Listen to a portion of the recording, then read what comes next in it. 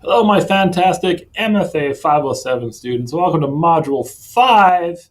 For those of you who can count, which wouldn't include me, but that's about halfway through. Woo-hoo, look at us moving along. All right, so last week we talked more about theme, and what are we going to do? Well, we're going to even throw you another curveball. Yeah. Okay, so let's go ahead and take a look at Module 5 and see what's going on. So for this module, it actually is, again, kind of just shifting gears a little bit. And we're going to do something completely different. The idea of using resources in the literary landscape.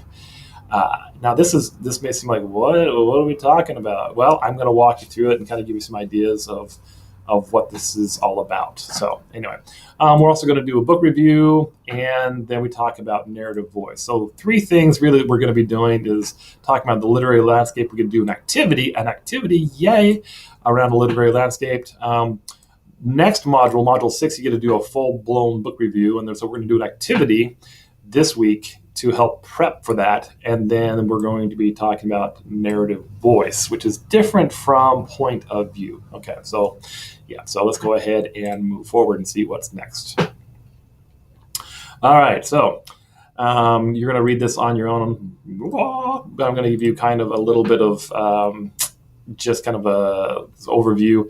Basically, there is a rich literary history around us wherever we are. Okay, now sometimes if you're in New York or the Deep South, there's all sorts of different historical sites or bookstores or places like that. If you live in the middle of nowhere, you may not have that, but we do have access to the internet where we can access certain things like that. Okay, so the concept of literary landscape is a community of writers or resources that are around you.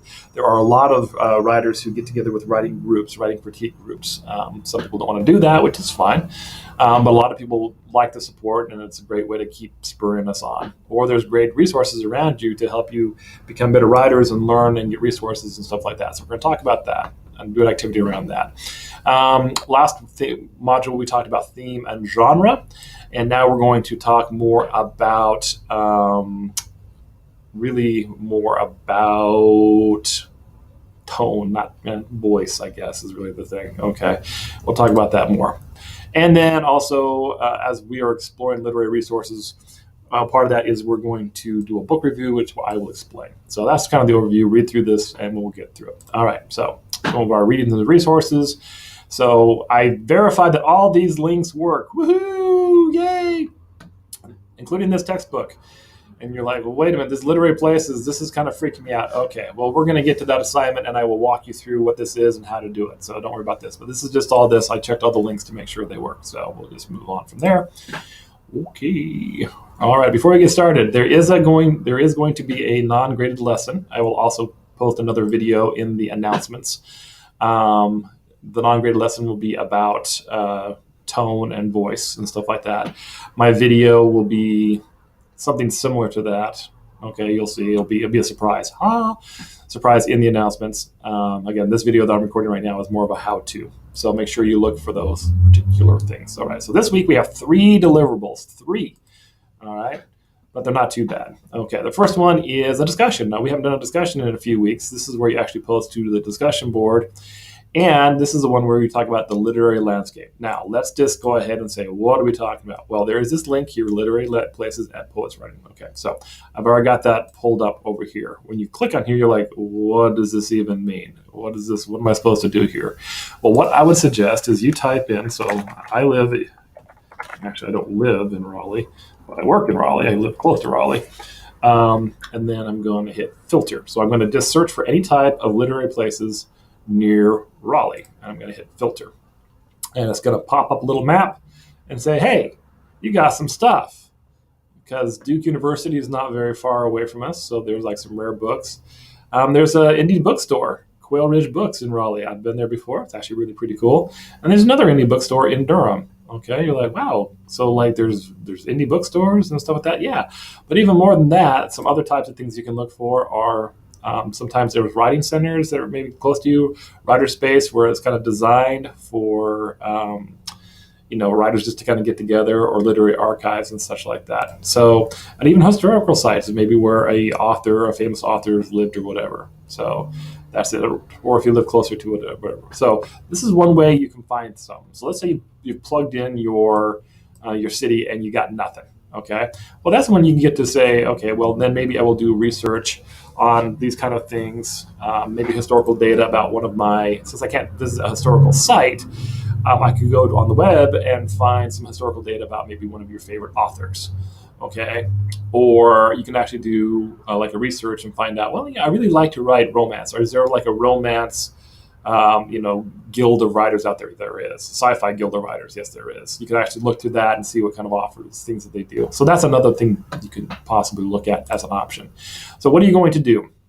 So in this discussion, you're going to choose a resource and interact by visiting, participating, or observing. So if you live in a bigger area, they may have authors who are coming to give presentations, like at a Barnes & Noble. Again, if you click on this, you can find out different events that are happening. And, I will be honest with you, chances are being able to find something within this week is going to be pretty slim. Just, this is kind of stuff you kind of plan out way in advance. It just is what it is. So you may have to do, if you can visit a place, great, get out and about. If you can participate in like a writing group somewhere, great. Or observing, that would be something more like on the internet, okay? And then you kind of describe the resource that you went, who was it about, what, when, why? You're just going to post this in the discussion. And experience, was the website terrible? When you went to the site, did it have a lot of information about the author? Did you learn something? How did it benefit from you? Maybe the benefit was, oh man, I don't want to write that. Or, ooh, that guy I thought was a great author was a jerk. Or maybe it's something very positive, like, wow, this really reinforces the direction I went ahead. So this is just a basic discussion like we've done previously. So make sure you post in plenty of time so that you can get feedback from your peers. Again, I'm going to just kind of state this for not only this discussion, but also book group discussions. It's human nature to kind of wait to the last minute to get stuff done. But if you are posting late on Sunday and then you would like to have people respond to you, they're not going to, because it's too late. The week is over, all right? And you're going to get out of this class what you put into it. So the more you respond to people and the more you post earlier so you can respond, the better it's going to help you as a writer. Oh, okay. Moving on to the second deliverable, which is a journal. This is not too bad, okay? So this is, again, so next module 6, you're going to do a full-blown book review. So for this one, we're going to do a little prep for it, okay? And this is not bad. So if you click on this, I think it's this one. No, that's not this one. This one, yeah. This is the little journal you're going to be doing. So pick a book to review. It's either one from your book that you're reading this semester, or a book you've read from a class before the class began, because some of you are I'm sure, chewing through the books that you had for the parents you have, or it can be from a book before.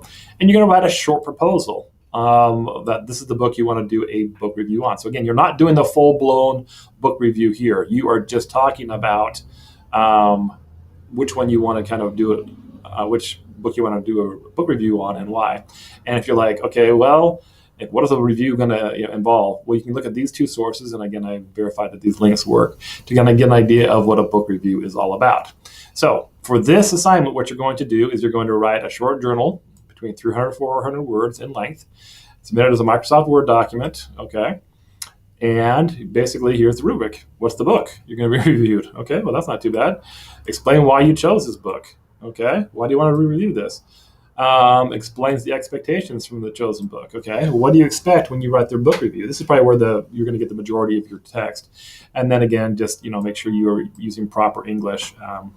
Some of you write this very quickly, and I'm seeing some lowercase i's when you're using first-person pronouns. Don't do that. No, please, for all that's holy, don't do that. Okay, so there is that assignment. All right, and then your last deliverable is another thing from your book group, and this one we get to talk about tone. Okay, let's see. We'll discuss narrative voice. Now, narrative voice is a little different from point of view. Point of view, we talked about that first, second, third, limited, third, omniscient. Tone, actually, I'll probably do this as my videos, the difference of narrative style, okay, and tone. I will probably record a video on that, and that's what I will post as my supplemental video for this week. So there is that. So make sure you post your book groups. And please remember, you need to post this as a video and post it early enough that you can get responses from people, okay? So that's it for Module 5. If you have any questions, please email me.